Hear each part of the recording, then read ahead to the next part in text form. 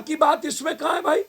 LIC बेच रहे हो, रोजगार किस बात की? प्रवासी पर बात नहीं किए, आप डीजल को परसेंटेज बढ़ा दिए। जब आप आमदनी कम कर दिए तो खरीदारी नहीं होगी, तो हमारी GDP तबाह हो जाएगी, हमारा भारत कोलैप्स कर जाएगा। प्रवासी पर कुछ बोले ही नहीं, तो आपने तो हमारी पूरी इकोनॉमी को चैलेंज कर दिया, समाप्त कर दी, हमारी आमदनी पर चोट कर दिया। तो जब आमदनी ही नहीं तो बाजार में खरीदारी कैसे? और फिर बाजार में खरीदारी नहीं तो हमारी इकोनॉमी का ग्रोथ कैसा? फिर GDP और देश का कोलैप्स।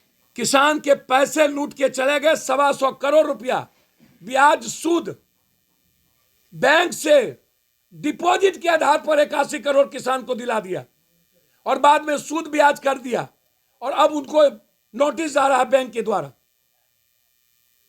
और लूट करके यहां से वो भाग गया। अब वो आएगा नहीं, अब कह रही है कि मैं FIR कर रहा हूं। LIC इस भारत के आत्मा का सबसे बड़ी ताकत है, 130 करोड़ के आत्मा की जरूरत, और LIC के 75%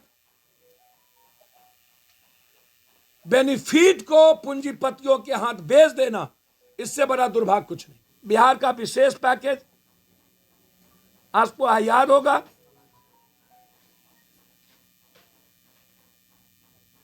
कि आप किस चीज को करना चाहते हैं। बहुत क्लियर है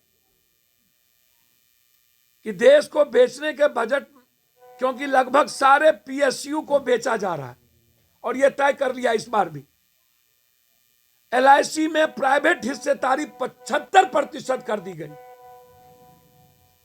जिससे एश्योरेंस सेक्टर में सबसे ज्यादा दिक्कत कॉमन मैन को होगी।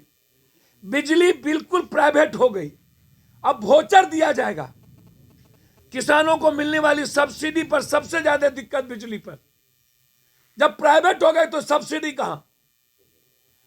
वेयर हाउस प्राइवेट कर दिए गए है, तो FCI को बेचने की नौबत आ गई जब वेयर हाउस प्राइवेट हो गया। वैसे ही FCI 30,000 करोड़ के घाटे में चल रही है लगभग। अब आप हमको बताएं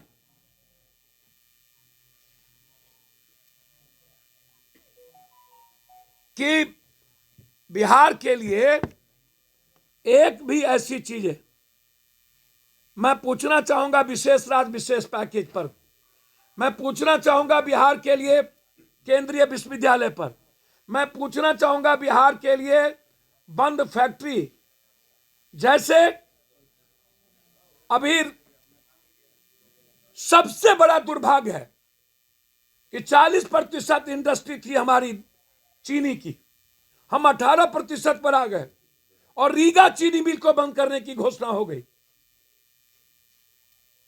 जो नहीं होने देंगे। मर जाएंगे, जान दे देंगे, लेकिन रीगा चीनी मिल, हम आज कृषि मंत्री जी से बात की है, 130 करोड़ रुपए का किसानों के साथ धोखा करके भाग गया, और सरकार जाने दी। अब कह रही है कि मैं FIR कर रहा हूं, इसके लिए कोई बजट नहीं। अब आप हमको जरा बताएं, बहुत 65,000 करोड़ के विशेष पैकेज की घोषणा, अमृतसर हावड़ा इंडस्ट्रियल कॉरिडोर बनने में औरंगाबाद गया कैमूर आता था, वो भी नहीं। बंगाल, मैंने कल भी कहा था कि बंगाल और असम में इन्होंने कहा 1,000 करोड़ रुपया का टी वर्कर्स के लिए, चुनाव के कारण,